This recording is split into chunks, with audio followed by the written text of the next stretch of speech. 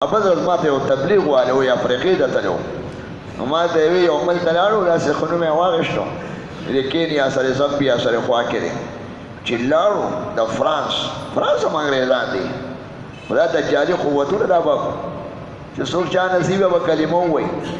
نو یې میخه ساتل غوا ساتل بند دي میم ولې ما ته خو پته نه وه لکه دومره سړي خیال نه ولې وی هغه وی چې غوا میخه وساتې نو بیا به خو زمونږ ملټینیشنل کمپنۍ چې کوم پی راځي او ستاسو پیسې ستاسو ګټه ټول د هغه لاس کې دی د چا سره به د دنیا ټولې پیسې وي په پیسو به خرڅېږي خلک اله ما خدای ومنه ډوډۍ هم در کوم غنم هم در کوم قات به او مهنګایي وي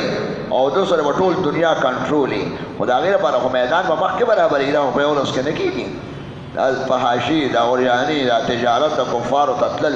چې هغوی وغواړي ستا جزونه بند چې هغوی وغواړي ستا شي څوک نه هلي چې هغوی وغواړي فرانس والا ورته وایي که خپل پی او خپلې میخې هم جوړې کړي هغه که برابر کړي نو بیا به دا پابندۍ وي زمونږ دا پی چې کوم کیمیکل دي هر څه چې دي چې مونږ کم درځو کوم زمونږ نسلې زمونږ هغه غوړي زمونږ هغه شی به هلی خپل به جوړویم نه داسې جغرافیایي غلامي کني هغه ذهني غلام چې سړی ذهني غلام یې چې زه میخ هم نشم ساتلی او د هغوی کافرانو هغه اوبه به هم څکم د خپلې چینې کوې اوبه نشم څکلی ستا به زړه تور کړي یا به هغه سیسټم خرابېږي او ته هغه سره خوراک نشې کولی سکاک نشې کولی مسواک راته نه میلاوېږي برش د بد شی نه دی به دې پورې نه وي خو د هغې پیسې هغې ته ځي هر څه هغې ته روان دی او مسلمان هم دغه شان کمزورې تاسو وګورئ څه حالی دی ښه چې سړی ذهني غلام شو نه خپل قانون نه خپل شریعت نه د خدای او د رسول پاک خبرې هغې کې پوره پاور اختیار نشته ذهني غلام کس بصیرت هم نه او د هغه دماغ هم نه او د هغه پوهه نه د بل په ډکټیشن او په وینا پاسه کېنه پیږه دا شی اسکا دا مخړه هر څه به د هغې خدای پاک دې زمونږ حالات ښه کړي د دجال څه ذکر به کومه بیا خو دا لویه فتنه را روانه ده صورت کهف هم هره جمعه وایي تاسو چې راشئ دلته کم نو خدای پاک باید دغه فتنې او د هغه فتنې لپاره مخکې نور ډېر څیزونه دي چې هغه ښکاره کېږي هغه به ورو شروع کېږي لکه کافرانو تجارت به د هغې لاس کې پیسه د دنیا د هغې لاس کې وي د هغې پیسه مضبوطه ده او ستا به هر څه په لاندې ځي هر څه به دې په لاندې ځي دا شی به داسې ورو روان دی او اخر کې به ښکاره شي خو بیا به نیکان مسلمانان ټول هغه مهدي صاحب سره ملګري وي لکه هغوی وایي زمونږ دا د خیر لار ده دغه دوکهباز دی او دغه کاڼا دی دا داسې دی دغه جنت دا جنت نه دا دوزخ دی او دغه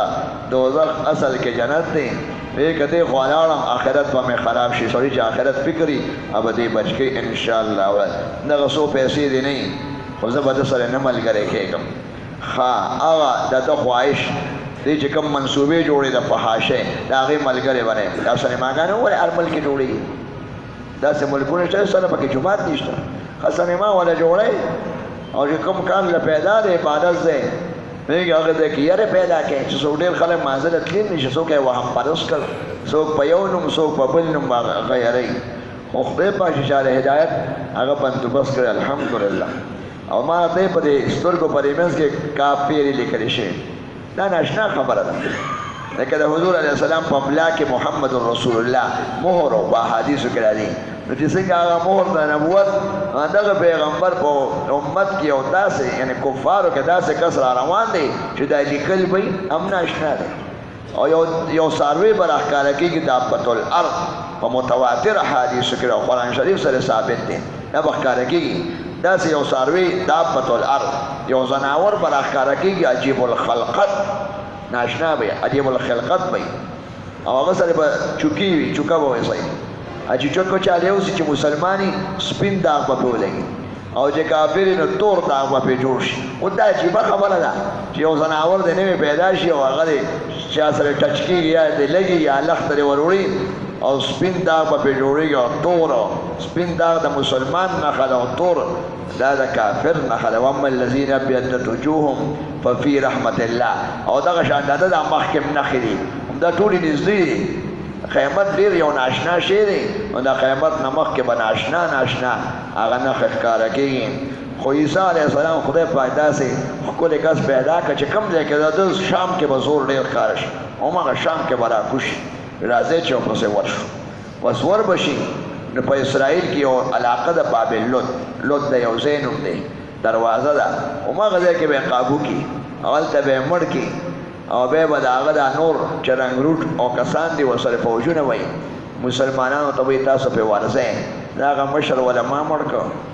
پوهېږه نه نو خدای پاک د دونه مدد دی بندوبست یې کړی خو دا کس او د ده نه مخکې چې کوم حالات دي هغه ډېر خطرناک دي بې ستري بې دیني داسې جامې به یې چې ښځه پکې بربنډ ښکاري احادیثو کې راځي بربنډ به ښکاري یا نیم پټې نیمه خېټې ښکاري او نیم نه په داسې کمیس سو او په داسې لستوڼې سو چې نیم مټ د جنۍ ښکاري او نه ښکاري دا شی به راځي حضور علیه السلام په جامو کې به بربنډ دي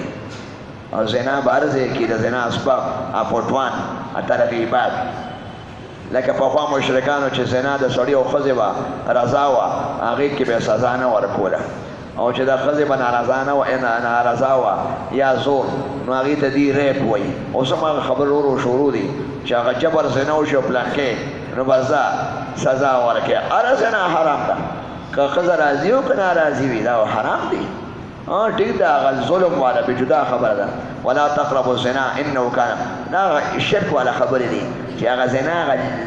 رضا هغې ته زنا نه وایي او جرم نه وایي یارانه ده او چې کومه زنا یا د ښځې رستو خفګانې یا هغه مروره شي یا د هغې رضا نه وي یا داسې دغه وکړي نو هغه جرم دی دا چا ویلي دا شی پخوا مو کافرانو کې او دا دی را روان دی الله دې مونږ وساتي